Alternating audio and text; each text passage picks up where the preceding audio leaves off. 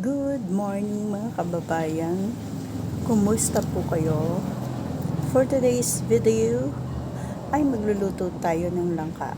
Samahan niyo po ako. Tara po.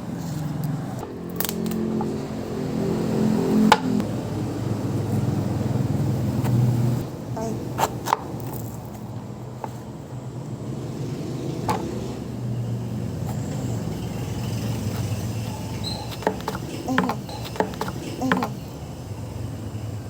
Tanga.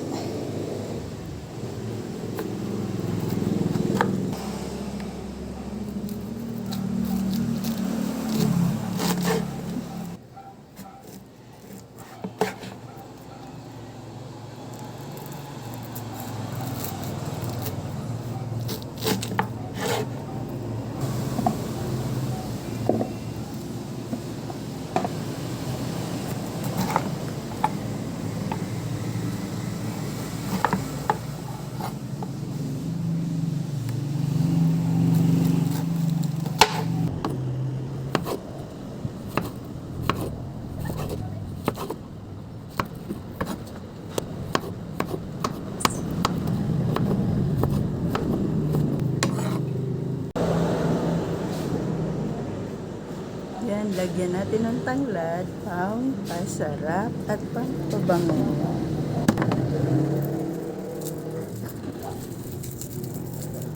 Ganyan po yan. Kaibigan yan. So, ilalagay natin siya sa loob, sa ilalim. Lagyan mo natin ng asin. Ito po ang isasakit natin, hipon. Tanggalan lang natin siya ng ganito siguro. Yan.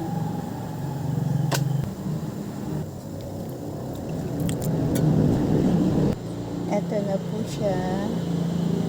Pwede na natin ilagay.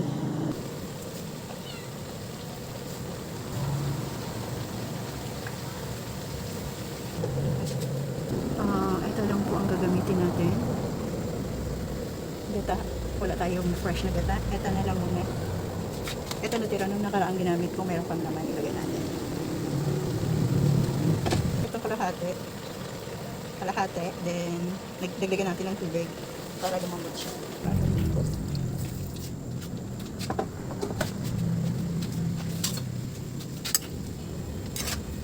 Para. Ayan po. Kumukulo na siya. At mabango na po siya. Mabango na po. Pinukulo na siya. Pero kailangan pa nating palambutin ang langka. Pakuluan natin ng maigi para malambot. Mas malambot, mas masarap. Hello uli. Eto na. Luto na po sila. Ready to eat na po. Eto na po. Paksiw na bangos. Langka. Naubos ang sabaw guys. And rice. Madami tayong rice because masarap ang ulam. Samahan niyo po.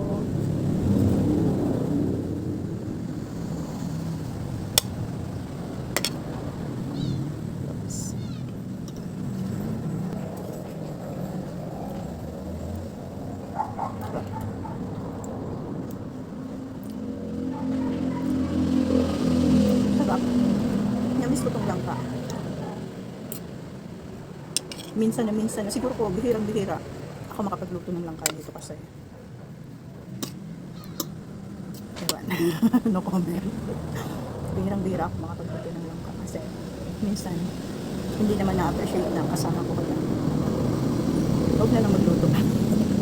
Pero nakakamiss din kaya binigyan ako ng friend ko ng isang langka na may tamang-tama lang yan kaya nakapagulay tayo. Tara po, kain ulit.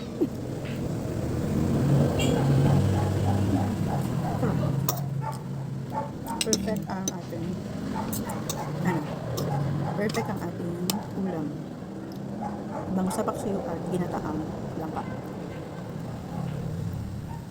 Sa mga taga-Bicol dyan, mahilig sa langka, hindi kayo makakatikim ng luto ko, kaya nood na lang kayo. I-enjoy na lang yung panonood nyo sa aking mga subo.